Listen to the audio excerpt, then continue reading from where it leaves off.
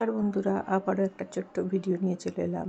আজ আমাদের শ্রাবণ মাসের পিঠে পার্বণ, তাই সকালবেলা স্নান সেরে ঠাকুরের জোগাড় করে রান্নায় বসে গেছি। রান্নার মেন উপকরণ হচ্ছে পায়েস। পায়েসটা আমাদের ঠাকুরকে নিবেদন করা হয়।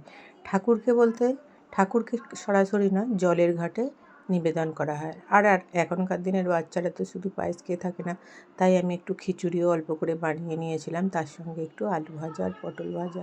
সমস্ত উপকরণ আমি এখন রেডি করে নিয়ে রান্নাটা করে নিয়েছি। খুব সাদামাটাভাবে এই রান্নাটা করছি, কারণ আমার মেয়ে এই রান্নাটা খাবে। ওর অসুস্থ তো, একদম হালকা করে একটু খিচুড়ি বানিয়েছি। ও বললো আজকে আমি আর তারে ভাত করবে না, দুটো কাঁচা লঙ্কা দিয়ে আমি অল্প করে একটু খিচুড়ি বানিয়েছি। আর যে রান্নাটা করেছি সেটা আমি এখন জলের ঘাটে নিবেদন করতে চলে গিয়েছিলাম। আর তারপরে এসে দেখি ঠাকুরমশাই হয়ে এসে গেছে। কেমন হয়েছে আজকের ভিডিও একটু কমেন্টে আমাকে জানাবেন।